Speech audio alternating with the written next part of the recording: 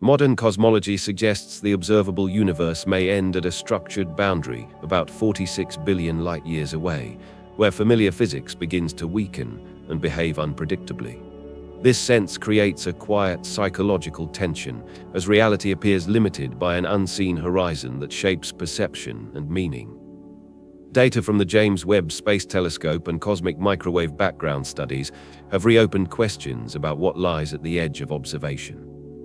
In the next moments, this exploration reframes that boundary as a transition rather than an end. The idea of a cosmic boundary does not refer to a physical wall in space, but to a limit defined by light, time, and the age of the universe itself. Beyond a certain distance, light has not had enough time to reach observers since the beginning of cosmic expansion, which creates what is known as the observable horizon. Instruments like the James Webb Space Telescope have expanded this horizon by capturing light from extremely distant galaxies, revealing structures that challenge earlier assumptions about early cosmic formation. Yet even with these advancements, there remains a conceptual edge where observation stops and inference begins. This edge is often described in relation to the cosmic microwave background, the oldest light in the universe, marking a kind of boundary of visibility. What lies beyond this region is not necessarily empty, but fundamentally unobservable through current physical constraints. Even the term edge of the universe is a conceptual tool rather than a literal boundary. On a psychological level, the concept of an observational boundary mirrors the way human perception operates within its own limits. The mind constructs reality through incomplete data, filling gaps with assumptions, memory, and expectation. Just as telescopes extend vision into deeper space, consciousness extends meaning into areas it cannot directly verify. This creates a subtle tension where certainty feels temporary and understanding appears always slightly out of reach. The brain is not designed to perceive reality as it is in totality, but as a usable model that supports survival and decision-making. This means that what is experienced as reality is already a filtered version of a much larger structure. When scaled to cosmic proportions, this idea becomes unsettling, because the boundary of the universe begins to resemble the boundary of perception itself, suggesting that limitation may be an intrinsic feature of awareness rather than an external constraint. At the intersection of cosmology and cognitive science, a speculative but increasingly discussed idea emerges: that the structure of the universe and the structure of perception may not be entirely separate systems. Some interpretations in modern theoretical physics propose that information, rather than matter, may be the foundational layer of reality. In this framing, cosmic boundaries are not simply spatial limits, but informational thresholds. What is beyond the observable universe may not be another region in the traditional sense, but a continuation of a system that cannot be accessed through current observational frameworks. This does not confirm any single interpretation, but it opens the possibility that reality is layered in ways that challenge linear thinking. Each expansion of technology, from space telescopes to quantum measurement systems, does not necessarily resolve the mystery, but often shifts its location. The more is observed, the more the boundary appears to move, suggesting that the limit may be dynamic rather than fixed. Within this uncertainty, the idea of a wall becomes less about separation and more about the limits of measurement itself. The most unsettling interpretation of the cosmic horizon is not that it marks the edge of existence, but that it represents the limit of what can interact with observation. In this framing, the universe beyond 46 billion light-years does not need to be empty, distant, or fundamentally different. It may simply exist outside the reach of any signal that could ever be detected. This creates a paradox where the structure of reality appears complete from one perspective, yet potentially incomplete from another. Scientific models remain consistent within the observable region, but they do not necessarily describe what lies beyond it. The term wall becomes a metaphor for this epistemic boundary, not a physical structure, but a threshold imposed by the speed of light and the expansion of space. What intensifies this idea is that every improvement in observational technology expands understanding, yet also reveals new limits that were previously invisible. But the deeper uncertainty arises when considering whether the limits of observation are accidental or fundamental. If the universe is governed by consistent physical laws, then the boundary of observation is not arbitrary. It is embedded within those laws. This leads to the possibility that reality is structured in layers of accessibility, where certain regions are permanently unreachable, not because they do not exist, but because interaction with them is impossible within the current structure of space-time. Some theoretical interpretations suggest that what is observed may be a projection of a broader system, where only a fraction of information is ever accessible to any observer within it. This does not confirm any simplified simulation narrative, but it does raise questions about how much of reality is inherently unobservable, even in principle.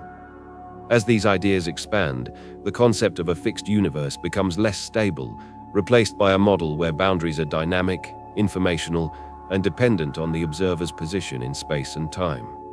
In such a framework, the so-called wall is not an object to be reached, but a condition that shifts depending on how observation itself evolves. And yet, even this explanation does not fully resolve the tension, because every answer appears to generate a new boundary that was not previously considered entirely.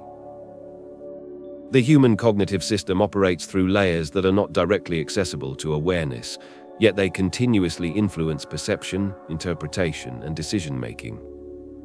This layer is often described in neuroscience as unconscious processing, where vast amounts of sensory data are filtered before reaching conscious attention. What is experienced as a coherent reality is therefore not a raw input of the world, but a constructed output generated by neural prediction systems.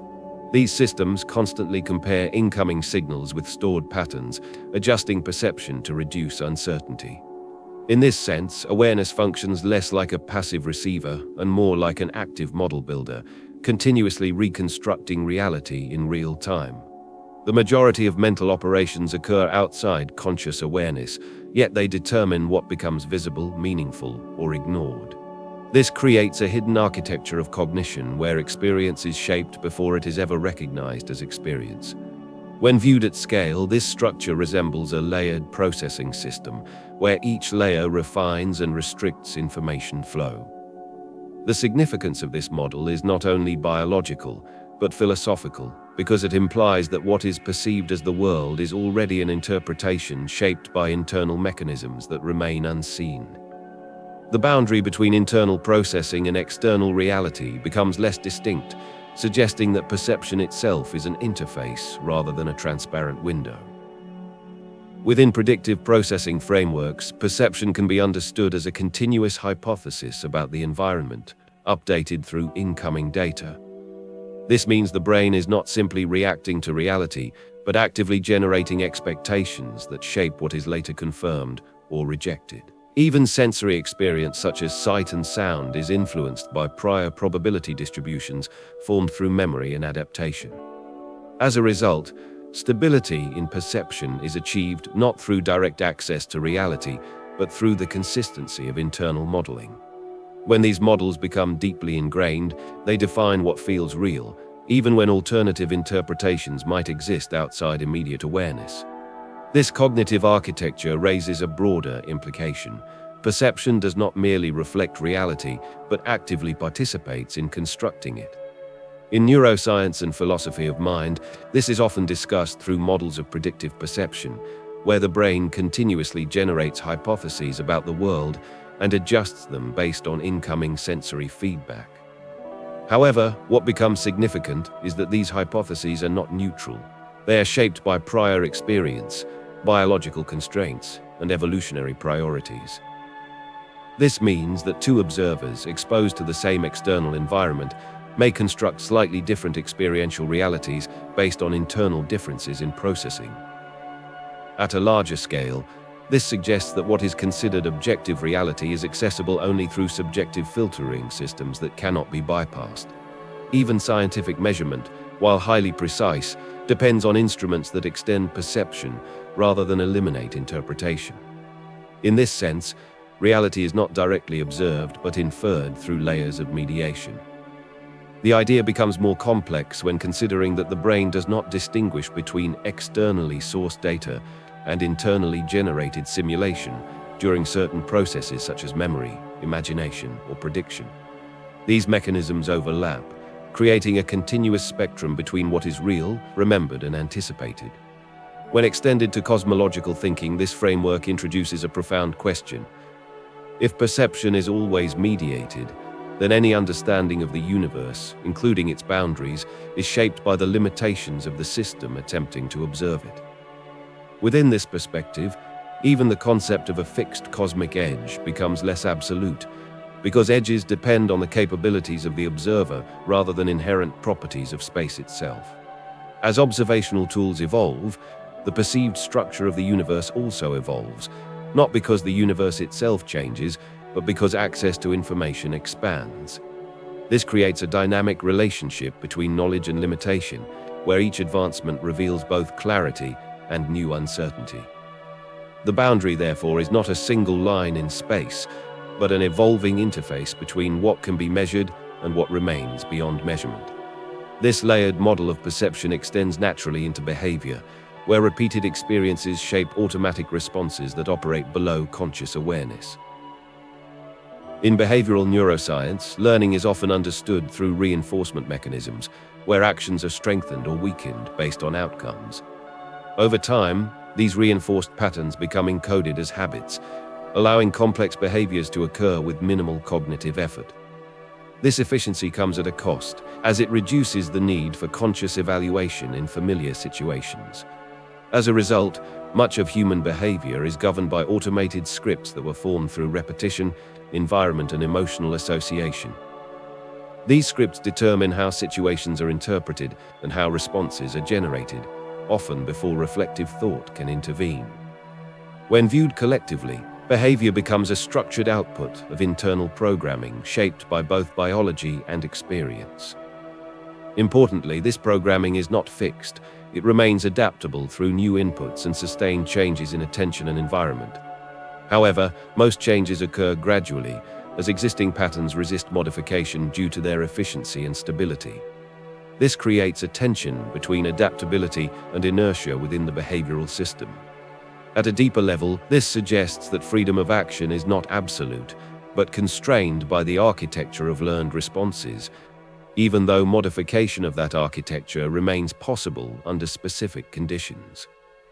This becomes particularly significant when compared to earlier discussions about perception, because both cognitive interpretation and behavioral response appear to be governed by similar layered systems. Just as perception filters external reality into meaningful experience, behavior filters internal intention into actionable output. In both cases, intermediary structures determine what becomes possible within awareness and action. These structures are shaped by repetition, environmental feedback, and accumulated experience over time. When examined together, perception and behavior form a continuous loop where what is seen influences what is done, and what is done reshapes what can be seen. This loop operates largely outside conscious control, yet it defines the boundaries of personal agency. When the layers of cognition, perception, and behavior are viewed together, a unified structure begins to emerge, suggesting that both internal experience and external observation operate through systems of filtering and mediation. In psychological terms, this means that awareness is always partial, constructed through mechanisms that prioritize relevance over completeness. In cosmological terms, a similar principle appears to operate at scale, where only a fraction of the universe is accessible through observation due to fundamental constraints of light, time, and expansion. This parallel does not imply a direct equivalence between mind and universe, but it highlights a recurring pattern. Systems of complexity often rely on selective access to information in order to function coherently. Within this interpretation, what is often described as a wall at the edge of the observable universe can be understood as an informational boundary rather than a physical obstruction. It represents the limit of interaction between observer and observed system, shaped by both technological capability and the underlying structure of space-time. From this perspective, reality appears less like a fixed object and more like a relational field, where meaning arises through interaction rather than direct exposure. This does not dissolve the material nature of the universe, but it reframes how its limits are understood. The boundary becomes an active feature of the system, not a passive edge. And within this framework, the most profound uncertainty is not what exists beyond observation, but how observation itself defines what can be said to exist at all. This suggests that the concept of existence is inseparable from the conditions under which it is observed, creating a continuous dependency between knowledge and limitation that cannot be fully resolved. Each attempt to extend understanding simultaneously reveals new boundaries, not as failures, but as structural features of perception and measurement. In this sense, the so-called wall becomes less of a barrier and more of a reflection of how reality is accessed through finite systems of awareness and technology. In everyday life, subtle patterns of mental activity shape how individuals respond to uncertainty, change, and complexity. These patterns often appear as repetitive cycles of thought that revisit the same concerns in different forms, creating a sense of internal continuity even when external circumstances shift. Decision-making becomes influenced by accumulated expectations, where past outcomes subtly guide present interpretation.